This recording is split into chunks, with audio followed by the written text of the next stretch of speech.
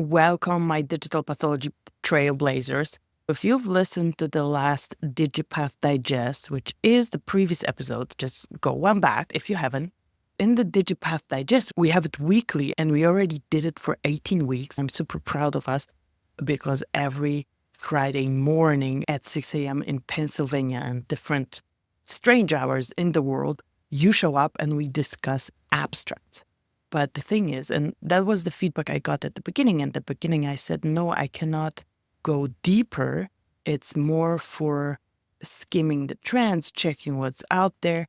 I cannot go deeper into every single paper because I just don't have the bandwidth. I would love to, but I can't. But now there is a new AI tool that lets me do it. And the tool is called Notebook LM by Google that can generate podcast episodes from PDFs. So the idea in the last DigiPath Digest live stream was, what if I could generate those deeper podcasts with AI, listen to them, and provide intro, outro, and commentary. So I decided to do this experimental series. It's going to be called Aleks AI, and I will use Notebook LM by Google to generate podcast episodes about the latest in scientific literature. So we're going to still have DigiPath Digest. Be on the lookout for our live streams. If we identify some good papers that we cannot go deep into during the live stream, that's what's going to come out in the following week before the next live stream. And I always provide intros, outros, commentary to keep things clear and engaging. And transparency is key here. Whenever new tools come out, I'll share exactly how the content is generated. And rest assured, I listen to everything to stay fully in the loop. So whatever my AI hosts are speaking about, it's going to be vetted by me. And so let's explore the science and innovation together. Today's episode is about tertiary lymphoid structures in colorectal cancer prognosis and how AI can be leveraged for that. So let's dive into it. Learn about the newest digital pathology trends in science and industry. Meet the most interesting people in the niche and gain insights relevant to your own projects. Here is where pathology meets computer science. You are listening to the Digital Pathology Podcast with your host, Dr. Alexandra Zhurov. Thanks for the intro, Dr. Alex. And welcome everyone to today's deep dive. We're going to be looking at a fascinating paper all about tertiary lymphoid structures. You can call them TLS for short. Okay, TLS. And their potential in predicting colorectal cancer prognosis. Yeah, it's a really interesting area of research. The study is titled Comparative Analysis of Tertiary Lymphoid Structures for Predicting Survival of Colorectal Cancer, a whole slide images-based study. And it was published in the October 2024 issue of Precision Clinical Medicine. That's a pretty solid journal. It is. It has an impact factor of 8.2. So before we jump to the specifics, could you just give us a quick overview of what TLS are? Sure. Imagine like organized clusters of immune cells that form within tissues outside of those traditional lymph nodes. So not the typical spots. Right. And they act kind of like these mini command centers, coordinating the immune response. Against threats. Yeah, threats like cancer cells. So they're like these little pockets of immune activity. Exactly. And the researchers in the study wanted to investigate if we can use those TLS to predict how a patient with colorectal cancer is going to do. Exactly. It's all about personalized medicine. They analyze a huge amount of data for this, right? Yeah, a massive data set of over 1,600 patients from 4 different hospitals, plus they use data from the Cancer Genome Atlas. Wow. And they didn't just look at the presence or absence of the TLS. Right. They tested 3 different ways of quantifying them. Using digital pathology. Exactly. They were working with HE-stained whole slide images. That's really comprehensive. It is. So what were those 3 quantification methods? So first, they just counted the number of TLS within the tumor's invasive front. The second way was measuring the diameter of the biggest TLS. And the third? The third one, they calculated the density of TLS per millimeter of tumor edge. That third one, density, was the most interesting finding, right? It was. What was that? The research found that TLS density was the most consistent and reliable predictor of survival. Across all of the data sets? Across all of them, even after controlling for other things like age and tumor stage. It's really interesting. So it's not just about having them. Right. It's about how densely packed they are. Yeah, a higher density, you can almost think of it like a bigger army. a more organized army of immune cells fighting the tumor. And that could really help guide treatment decisions, right? If we know the density. Definitely. If we identify patients with a high TLS density early on, We could tailor their treatment plans. yeah, right. Maybe choose therapies that boost that immune response. Or monitor them more closely. Exactly. This is really exciting to see how digital pathology is being used for these insights. It really is. It's like we have this window now into the tumor and the immune system and how they interact. I know this study also looked at specific types of immune cells. They did.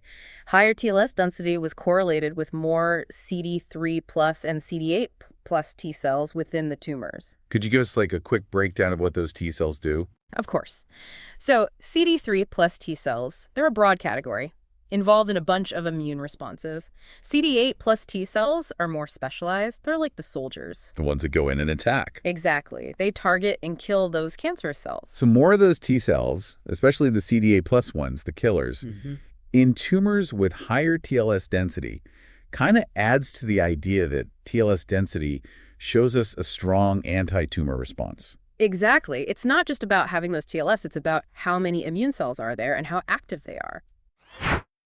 Quick comment here. The density, so in this case it's TLSs, but the density being relevant reminds me of immunoscore. And in general, the research I did for immuno-oncology, the density of particular lymphocytes or particular T cell types was always a feature that we were quantifying with image analysis. This is all really interesting and has some big implications, but I know there's even more to unpack here. There is, especially when we look at MSI status and how AI could be used for TLS analysis. Those are definitely topics that deserve their own conversation. We'll dive into those after a short break. Oh my goodness, my AI host gave me a specific place in the podcast to put the break. So let me just invite you to download the Digital Pathology One-on-One book. It's free on my website, digitalpathologyplace.com. So if you have not grabbed it yet, please do. In January, I'm going to be updating the AI chapter. So if you grab it now, you will get the updated version automatically.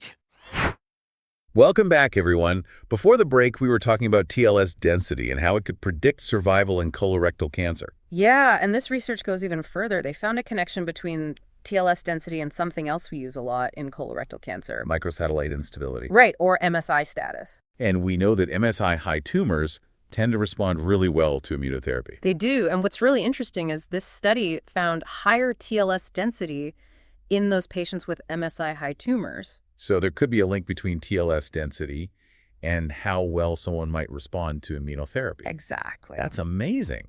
It could really change how we approach treatment. It could. Imagine being able to look at a patient's tumor tissue and know right away if they're likely to benefit from immunotherapy. That's the kind of personalized care we want to be able to provide. Definitely. Now, going back to those three methods the researchers used to quantify TLS, why was it important to try a few different approaches? Well, it shows just how thorough they were, right? They wanted to find the most reliable method. Because just counting the TLS might not be enough. You could have a small tumor with a few big TLS or a large tumor with lots of tiny TLS. The density gives us a more standardized measurement, Exactly. It takes both the number and the size into account. giving a more accurate picture. Right, of that immune landscape within the tumor. And the fact that density turned out to be the strongest predictor of survival across all those data sets. Really reinforces that idea. And digital pathology is really making this kind of in-depth analysis possible. It is. It's like we have this high-resolution map of what's happening in the tumor. You mentioned AI earlier. I did. How could AI be used in TLS analysis? Well, right now, pathologists have to identify and quantify those TLS manually. Which I imagine takes quite a bit of time. It does, analyzing all those slides. But what if we could train an AI algorithm to do it for us? That would be much faster. So much faster and potentially even more accurate. Taking out that element of human error. Exactly, and it would make this kind of analysis more practical for everyday clinical use. We could look at even bigger data sets, potentially leading to even more discoveries. It would be amazing to be able to bring these findings to patients more quickly. It would, and there was another interesting finding in this study that I wanted to mention.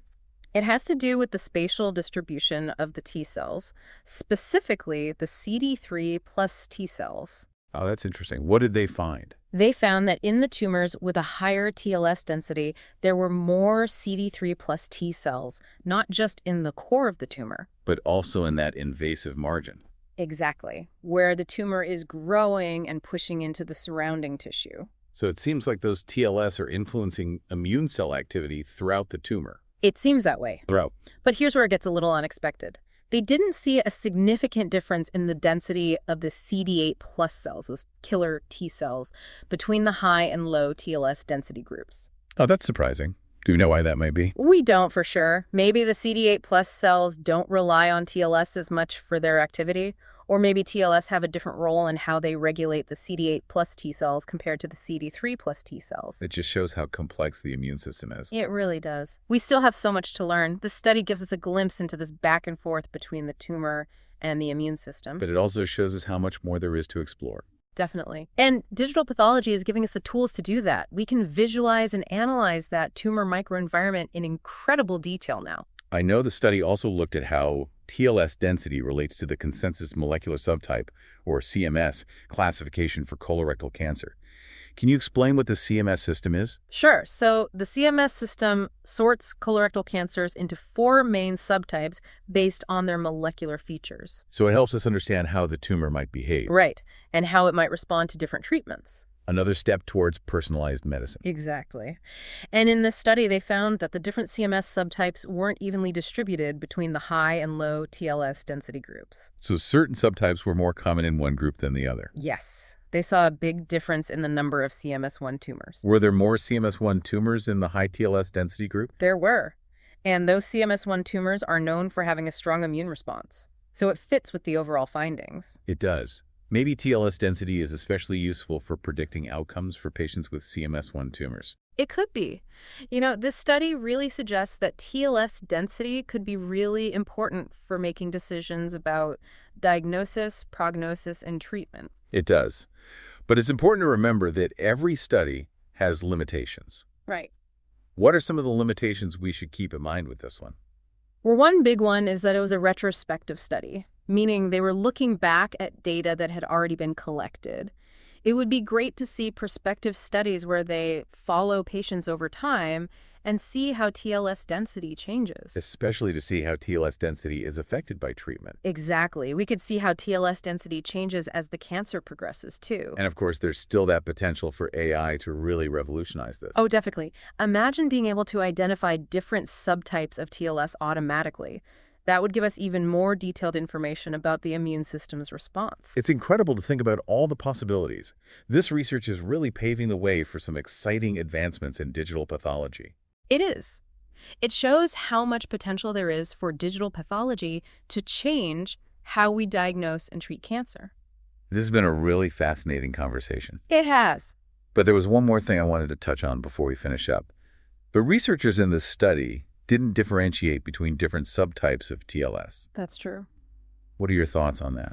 Do you think looking at those subtypes could be helpful? It could be really valuable. We know from other research that there are different types of TLS, and those different types might have different roles in the immune response. So lumping them all together might have hidden some important details. You might have. Maybe some TLS subtypes are better at predicting prognosis or treatment response than others. That would be fascinating to find out. It would, and it could lead to even more targeted treatments for patients. This deep dive has really opened my eyes to the incredible potential of digital pathology. Mine too.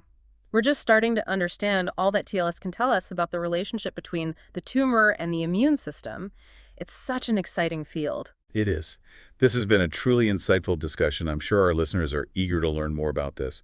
Dr. Aleks, we've gone deep into the fascinating world of tertiary lymphoid structures and their potential as a tool in colorectal cancer.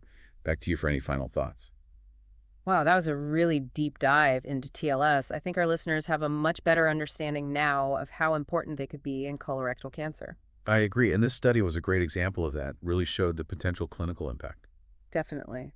You know, one thing I was thinking about was how TLS density could even change how we stage colorectal cancer.